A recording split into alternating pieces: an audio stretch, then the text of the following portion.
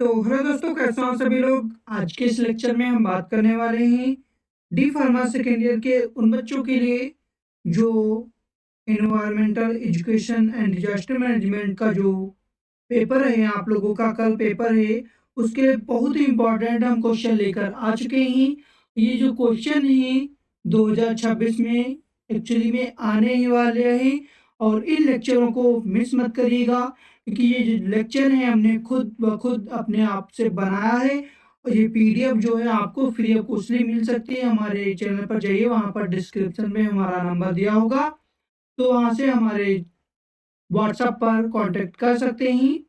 तो आपके पास बहुत समय कम बचा हुआ है पढ़ने के लिए, इसलिए बिना देर किए हम टॉपिक को स्टार्ट करते हैं। तो यहाँ पर देख लीजिए, सबसे पहला हमारा जो क्वेश्चन है इकोसिस्टम एंड बायोडायवर्सिटी। तो यहाँ पर देख लेते हैं, सबसे पहले इकोसिस्टम होता क्या हमारा है।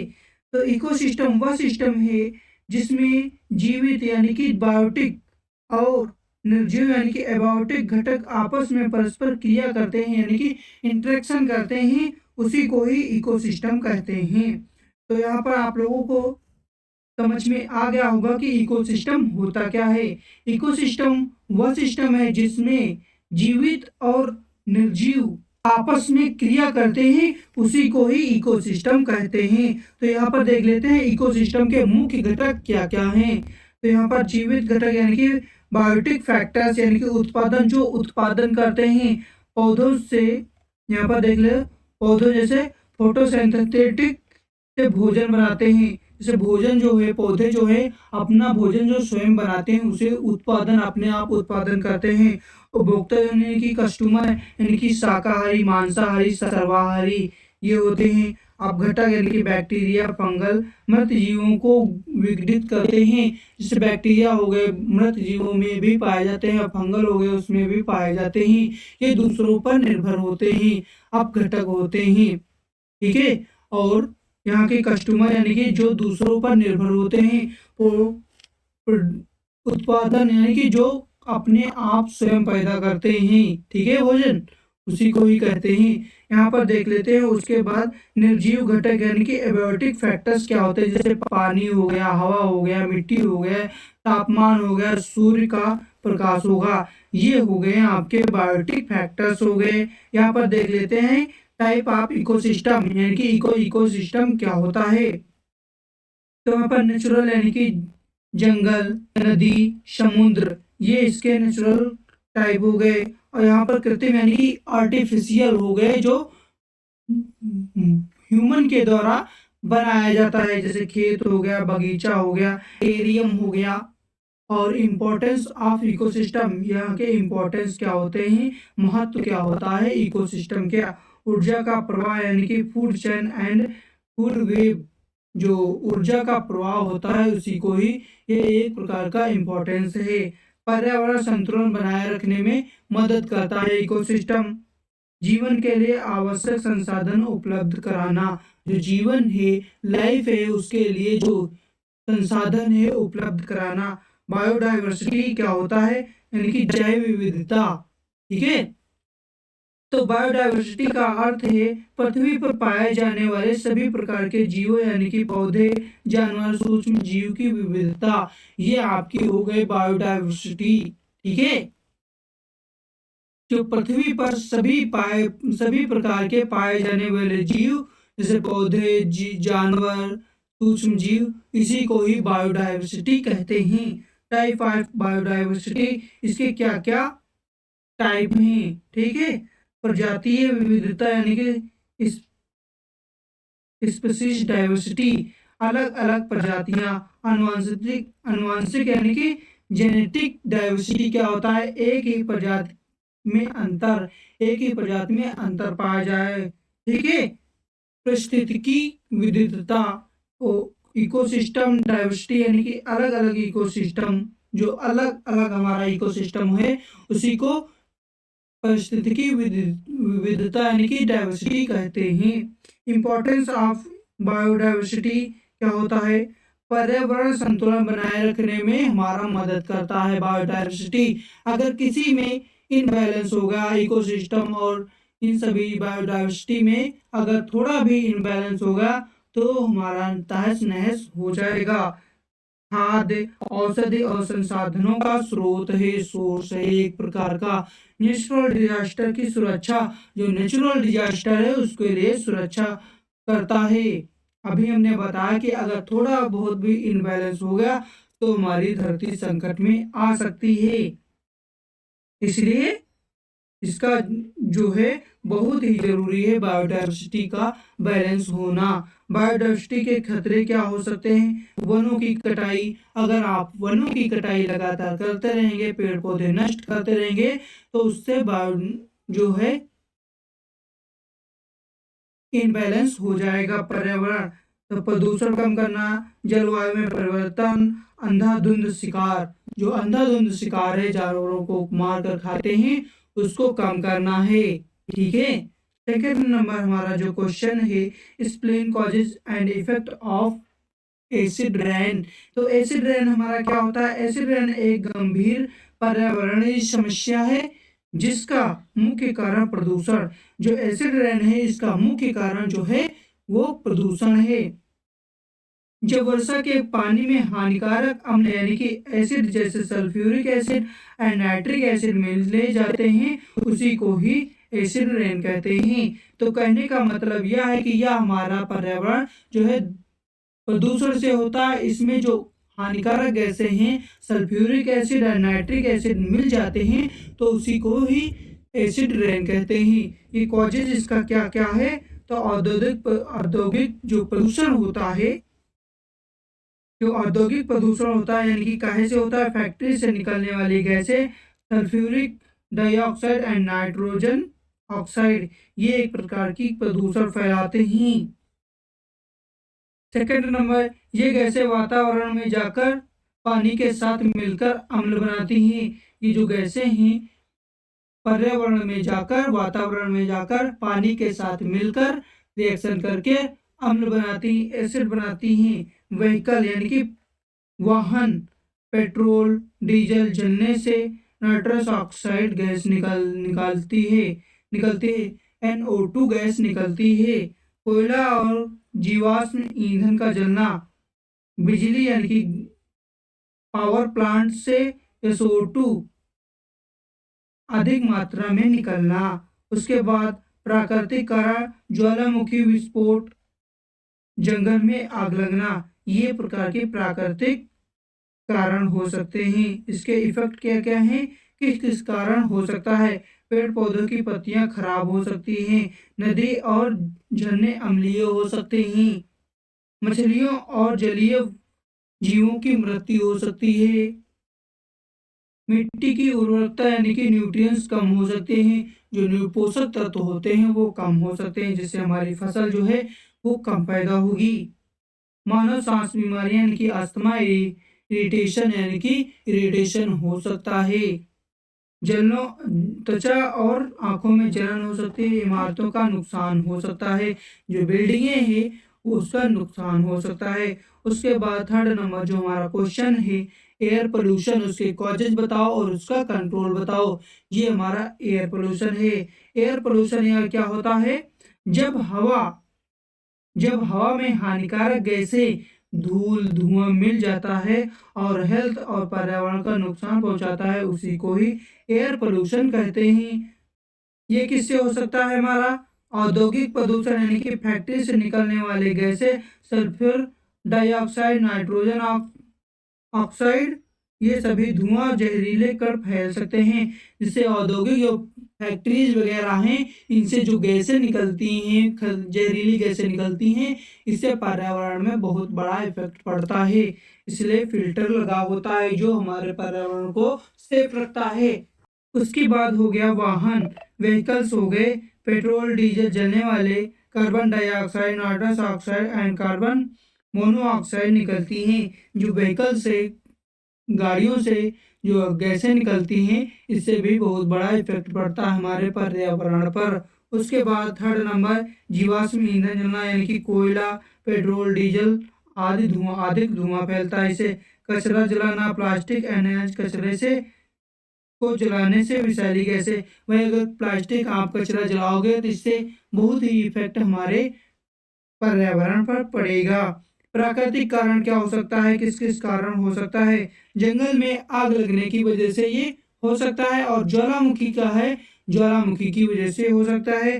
सांस की बीमारी हो सकती है, अस्थमा हो सकता है, ब्रोंकाइटिस हो सकता है। ठीक है, सांस लेने में जो एक्सचेंज होता है ब्रोंकाइटिस के थ्रू वो नहीं हो पाएगा।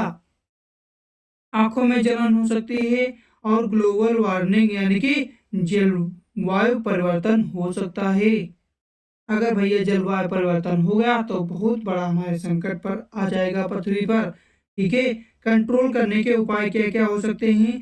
प्रदूषण कम करना, यानी कि फैक्ट्री में फिल्टर और स्क्रूबर्स लगाना। जो फैक्ट्री में फिल्टर वगैरह हो गए उसको लगाना अभी हमने बताया था ऊपर। अगर ध्यान से पढ़ रहे होंगे तो हमने बताया था कि फैक्ट्रीज वगैरह में जहाँ से धुआं निकलता है वहाँ पर फिल्टर वगैरह लगाए जाते हैं। कम धुआं छोड़ने वाली तकनीक, जो कम धुआं छोड़ने वाली तकनीक है, टेक्नोलॉजी है, उसका प्रयोग करना। स्वच्छ ईंधन का उपयोग करना, जैसे सीएनजी हो गया, पी एलपीजी हो गया, इलेक्ट्रिक व्हीकल्स, जो इलेक्ट्रिक व्हीकल्स हो गए, चार्जिंग से चलने वाले गाड़ियां हो गए, उनको ही उपयोग करना। वाहन नियंत्रण यानी कि पब्लिक ट्रांसपोर्ट का उपयोग करना, कार पोलिंग करना और पेड़ ज्यादा से ज्यादा लगाना। भाई साहब, अगर पेड़ ज्यादा से ज्यादा लगाते रहोगे इससे हमारा पर्यावरण बहुत ही अधिक और बहुत ही कार्बन डाइऑक्साइड ऑब्जॉर्ब कर लेगा, जिससे हमें ऑक्सीजन पूरी तरीके से देगा। इसलिए पेड़ बहुत जरूरी है लगाना। कचरा ना जलाना, प्रॉपर वेस्ट मैनेजमेंट का अपनाना। जो प्रॉपर वेस्ट मैनेजमेंट है उसको अपनाना। लोगों को जागरूक कराना और सरकार को पोल्यूशन कंट्रोल लॉ को पालन करना। जो सरकार के नियम है उसको पालन करना। उसके बाद नेक्स्ट जो हमारा क्वेश्चन है, वाटर पोल्यूशन। वाटर पोल्यूशन क्या होता है, इसके कॉजेज बताइए, इसको कंट्रोल कैसे कर सकते हैं, इसके बारे में हम आप लोगों को बताते हैं। तो जब पानी यानी कि नदी, झील, भूजल आदि में हानिकारक पदार्थ मिल जाते हैं और पानी पीने या उपयोग करने के योग्य नहीं रहता है, उसी को वाटर पोल्यूशन कहते हैं। और इसके कॉजेज क्या हो सकते हैं, ये किस किस कारण हो सकता है? फैक्ट्रीज का गंदा पानी सीधे नदियों में छोड़ने से जहरीले रसायन जैसे मरकरी और लीड पैदा हो सकती है। घरों का गंदा पानी, बाथरूम, किचन बिना ट्रीटमेंट किए नदी में जाना। जैसे घरों का पानी है, बाथरूम का पानी है, वो डायरेक्टली नदियों में जा रहा है। किचन का पानी जो जा रहा है बिना ट्रीट किए उसको नदियों में फेंका जा रहा है, बहाया जा रहा है, जिससे हमारा कॉजेज ये हो सकता है। खेतों से बहकर आने वाले फर्टिलाइजर और पेस्टिसाइड वाटर, जो खेतों में बहकर आने वाले फर्टिलाइजर्स और पेस्टिसाइड जो दवाई वगैरह डालते हैं वो सीधे खेतों से बहकर जा रहा है नदियों में, उसकी वजह से भी हो सकता है। नदियों व झीलों में प्लास्टिक का कचरा फेंकना। अगर नदी और झीलों में प्लास्टिक का कचरा फैला है जिससे हमारे पर्यावरण पर इफेक्ट, पानी को प्रदूषण हो सकता है। इसके क्या क्या इफेक्ट हमारी पड़ सकता है? मानव स्वास्थ्य पर असर, बीमारी जैसे कॉलरा और टाइफाइड हो सकता है।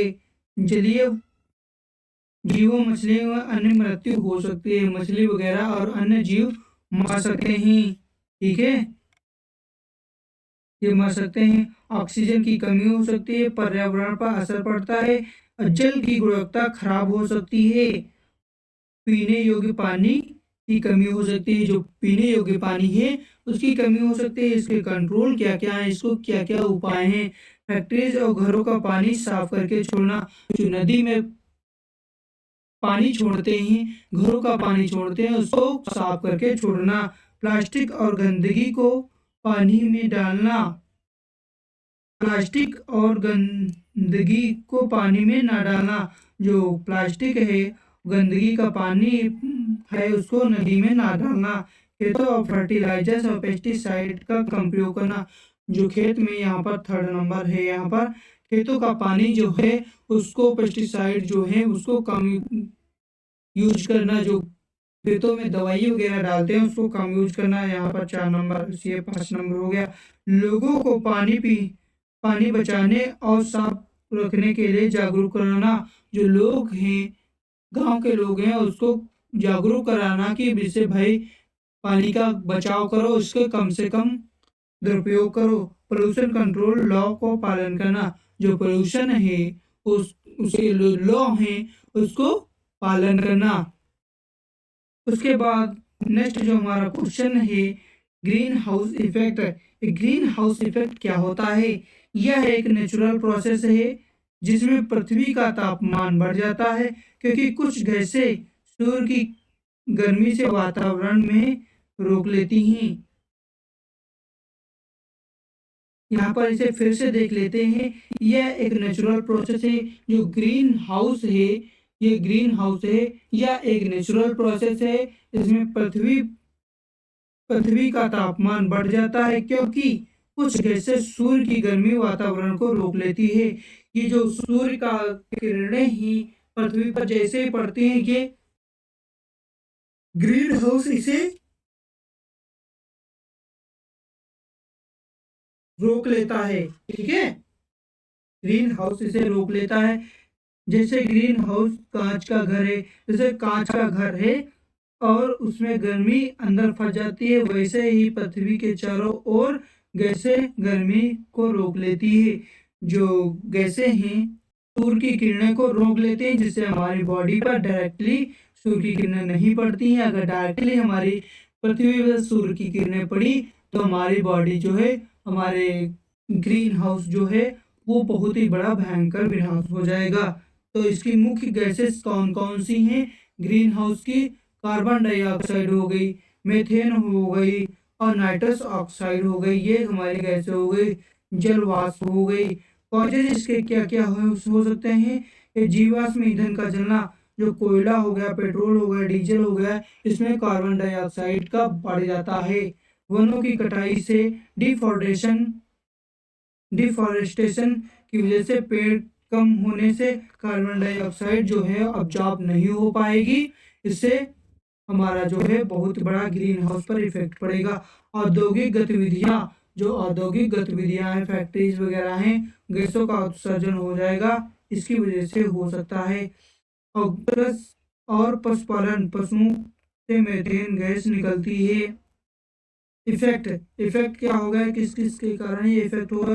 ग्लोबल वार्मिंग, पृथ्वी पर तापमान बढ़ सकता है, इसके इफेक्ट पड़ सकता है। जलवायु परिवर्तन हो सकता है, मौसम में बदलना है कि बारिश, गर्मी, ठंड हो सकता है, ये बहुत अधिक हो सकता है। आप इसे रोक नहीं सकते। ग्लेशियर का पिघलना, जो ग्लेशियर है ये पिघलने लगेगा, समुद्र का स्तर जिससे बढ़ जाएगा। प्राकृतिक आपदाएं कौन कौन सी आ जाएंगी? बाढ़ और सूखा, चक्रवात आ जाएगा, जिसे कहते हैं बवंटर पर ही। ठीक है, बवंटर। कंट्रोल, पेड़ लगाना कार्बन डाइऑक्साइड को कम करने में हेल्प मिलती है। ठीक है, पेड़ अगर लगाओगे। स्वच्छ ऊर्जा का उपयोग करना, सोलर और विंड एनर्जी, ईंधन की बचत करना। ठीक है, पब्लिक ट्रांसपोर्ट, इलेक्ट्रिक व्हीकल का यूज करना, प्रदूषण नियंत्रण, फैक्ट्री में फिल्टर का उपयोग करना। उसके बाद disaster type of management. Disaster क्या होता है यहाँ पर देख लेते हैं। ये भी बहुत ही ज्यादा इंपॉर्टेंट क्वेश्चन है और इसको जरूर, जितने सारे इसमें हमने क्वेश्चन बताए हैं बहुत ही ज्यादा इंपॉर्टेंट है और बहुत ही सरल माध्यम से हमने आप लोगों को बताया है। डिजास्टर एक ऐसी घटना है जो अचानक घटित होती है, किसी बताकर नहीं आती है कि हमारे भाई आ रहे हैं, सावधान हो जाओ। तो डिजास्टर जो हो एक ऐसी अचानक घटना, अचानक घटित होकर जीवन, संपत्ति और पर्यावरण को भारी नुकसान पहुंचाती है, उसी को आपदा कहते हैं, उसी को डिजास्टर कहते हैं। टाइप ऑफ डिजास्टर, जो टाइप होते हैं वो कितने प्रकार के होते हैं? प्राकृतिक आपदा यानी कि नेचुरल डिजास्टर। नेचुरल डिजास्टर में कौन कौन सा आता है? भूकंप हो गया, बाढ़ हो गया, सूखा हो गया, ये नेचुरल डिजास्टर में आते हैं। और चक्रवात हो गया, सुनामी हो गई जो 2004 में आई थी, भूस्खलन हो गया। उसके बाद मैन मेड डिजास्टर, जो आदमियों के द्वारा होता है डिजास्टर। औद्योगिक दुर्घटनाएं, जो औद्योगिक दुर्घटनाएं होती हैं, एक्सीडेंट वगैरह होती हैं, उसी को औद्योगिक दुर्घटनाएं कहते हैं। आग लगना, रासायनिक रिसाव, परमाणु दुर्घटना, भाई अभी युद्ध चला था, परमाणु डाल देता तो ये एक प्रकार का आदमियों के द्वारा हो रही दुर्घटना है। बायोलॉजिकल डिजास्टर जैसे महामारी कोविड-19 हो गई, संक्रमण रोगों का फैलाव, भाई संक्रमण अभी कोविड-19 आई थी, महामारी लगे थे और तब कोरोना काल हाहाकार मच गया था। उसके बाद डिजास्टर मैनेजमेंट, उसको कैसे मैनेज करेंगे। डिजास्टर मैनेजमेंट का मतलब है आपदा से पहले, दौरान, आपदा से पहले पहले दौरान और बाद में सही योजना बनाकर नुकसान को कम करना। जो उसको उसके पहले ही, आपदा से पहले और दौरान यानी कि आ रहा है, और आपदा के बाद योजना बनाकर उसको नुकसान को कम ना करना। डिजास्टर मैनेजमेंट के करण चरण ये क्या क्या हो सकते हैं। प्रिपरेशन, प्रिपेयर्डनेस, जो तैयारी है, क्या क्या तैयारी हो सकती है। जागरूकता फैलाना, इमरजेंसी किट तैयार करना, सुरक्षित स्थान की इंफॉर्मेशन देना। ठीक है। रोकथाम, इसके क्या क्या रोकथाम हो सकते हैं। मजबूत भवन निर्माण करना, बाढ़ नियंत्रण उपयोग करना, और पहली वार्निंग सिस्टम, अगर पहली वार्निंग आ गई तो अलग हो जाना, बिल्डिंग वगैरह है इसको बाहर निकल जाना। रिस्पॉन्स, क्या क्या रिस्पॉन्स होता है। भोजन, पानी, चिकित्सीय सहायक, रिकवरी, घरों का पुनर्निर्माण करना और लोगों का आर्थिक सहायता देना। भारत की संस्थाएं क्या क्या हो सकती हैं। नेचुरल डिजास्टर मैनेजमेंट अथॉरिटी, जिसे NDMA के नाम से, इसे फुल फॉर्म के नाम से जानते हैं। और यहाँ पर हो गया NDRF, national disaster response force. ये इनके फुल फॉर्म दो हो गए। जो ऊपर वाला बहुत ही ज्यादा इंपॉर्टेंट है, ये वाला, ठीक है, ये इंपॉर्टेंट है। लास्ट क्वेश्चन जो हमारा है यहाँ पर देख लीजिए, लास्ट नहीं है, आगे और भी क्वेश्चन हैं, पढ़ते रहिए, हम आप लोगों को सरल माध्यम से पढ़ाते रहेंगे। अगर आपने अभी तक वीडियो को लाइक नहीं किया है तो वीडियो को लाइक कर दो और चैनल को सब्सक्राइब कर दो, ताकि आप लोगों का प्यार ऐसे ही बना रहे। तो यहाँ पर देख लेते हैं नॉइज पोल्यूशन, जो वातावरण में अत्यधिक और अनचाही आवाज होती है, जो मानव हेल्थ और आराम को प्रभावित करती है, उसे ही नॉइज पोल्यूशन कहते हैं। कॉजेज इसके क्या क्या हो सकते हैं। वाहन यानी कि हॉर्न यानी कि ट्रैफिक की वजह से हो सकता है। औद्योगिक मशीनें हो सकते हैं। लाउड स्पीकर यानी कि डीजे, और डीजे की कार्य निर्माण यानी कि कोई कार्य निर्माण चला है तो उसकी वजह से भी हो सकता है। हवाई जहाज और रेल की वजह से हो सकता है। अगर आप रेल के पास यानी कि अगर ट्रेनें वहां से गुजर रही हैं, बस एयरपोर्ट पर हैं या फिर रेल पर हैं, तो वहां पर बहुत ही ज्यादा लाउड स्पीकर की आवाज आपको सुनाई देगी। इफेक्ट क्या क्या हो सकते हैं। सुनने की क्षमता में कमी हो सकती है। हेयरिंग लॉस यानी कि तनाव और सिर दर्द, नींद की समस्या हो सकती है। उच्च तापमान, उच्च रक्तचाप यानी कि हाई ब्लड प्रेशर, एकाग्रता में कमी हो सकती है। जानवरों पर भी नकारात्मक प्रभाव, जो जानवर हैं उस पर भी नकारात्मक प्रभाव इफेक्ट पड़ सकता है। कंट्रोल, इसे कंट्रोल कैसे करेंगे। लाउड स्पीकर का सीमित उपयोग करना, भाई स्लो बजाना। साइलेंट यानी कि साइलेंट जोन, स्कूल हॉस्पिटल में शोर कम करना। ठीक है, वहां पर तो एक्चुअली में लगा ही रहता है, हॉर्न बजाना मना है। ठीक है। वाहनों वाहनों में साइलेंसर का सही उपयोग करना। कुछ लोग साइलेंसर ऐसा लगा लेते हैं जिससे तड़तड़ तड़तड़ आवाज बाइक करने लगती है। ठीक है, ऐसा नहीं होना चाहिए। पेड़ लगाना, जो नॉइज को एब्जॉर्ब करते हैं, नॉइज जो है आवाज से टकराकर कम हो जाती है। जिससे पेड़ ज्यादा होंगे, जिससे नॉइज उतना ही कम होगा। सरकार के नियमों का पालन करना। उसके बाद इन्वायरमेंटल मैनेजमेंट। इन्वायरमेंटल मैनेजमेंट क्या होता है। इन्वायरमेंटल मैनेजमेंट का अर्थ है प्राकृतिक संसाधनों जैसे जल, वायु, भोजन, भूमि, वन आदि का संतुलित उपयोग, ताकि वर्तमान और भविष्य दोनों पीढ़ियों की जरूरतें पूरी हो सके। जो कहने का मतलब यह है कि हमारे इन्वायरमेंटल मैनेजमेंट का प्राकृतिक संसाधनों जैसे जल, वायु, भूमि, वन आदि का संतुलन उपयोग जो है वो बनाए रखना, यानी कि आने वाली भविष्य की पीढ़ी और वर्तमान में पीढ़ी जो है चल रही उसकी जो जरूरतें हैं उसको पूरा कर सके। ऑब्जेक्ट यानी कि इसके जो उद्देश्य हैं क्या क्या हो सकते हैं?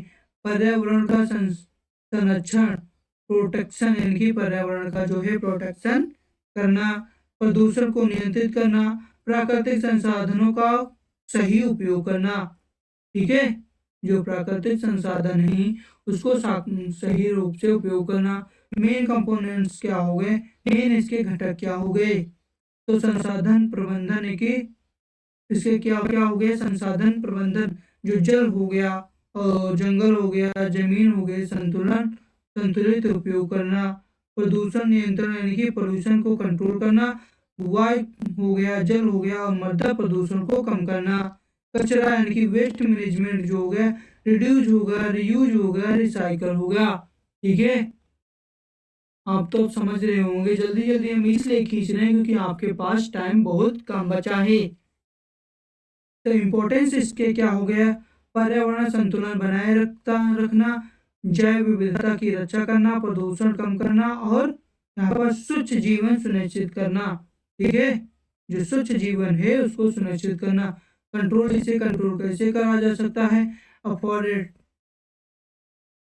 एफोरेस्टेशन यानी कि वनीकरण, पेड़ लगाना और जंगलों की रक्षा करना, स्वच्छ ऊर्जा यानी कि सोलर विंड एनर्जी का उपयोग करना और कानूनी जो नीतियां सरकार द्वारा बनाए गए नियमों का पालन करना, जन जागरूक यानी कि लोगों को पर्यावरण के प्रति जागरूक कराना कि भाई हमें पर्यावरण को स्वच्छ रखना है, इन्वायरमेंटल को सही रखना है, जिससे हमारा हेल्थ जो है वो सही रहेगा। ये इसी के साथ जो हमारा लेक्चर है समाप्त होता है। और वीडियो के लास्ट तक में बने रहने के लिए आपका बहुत बहुत धन्यवाद। और अगर आपने अभी तक चैनल को सब्सक्राइब नहीं किया है तो चैनल को सब्सक्राइब कर दो और वीडियो को लाइक कर दो, अपने दोस्त के साथ भी शेयर कर दो ताकि आपका दोस्त भी इस वीडियो का फायदा उठा सके। अगर हाँ आपको अभी ये पीडीएफ चाहिए तो हम आपको फ्री ऑफ कॉस्ट में पीडीएफ दे सकते हैं। हमारे चैनल के डिस्क्रिप्शन में जाइए, वहाँ पर हमारा जो नंबर दिया होगा वहाँ पर व्हाट्सएप पर कांटेक्ट कर सकते हैं। ठीक है, थैंक्स फॉर वॉचिंग गाइज, मिलते हैं नेक्स्ट वीडियो में नए लेक्चर के साथ।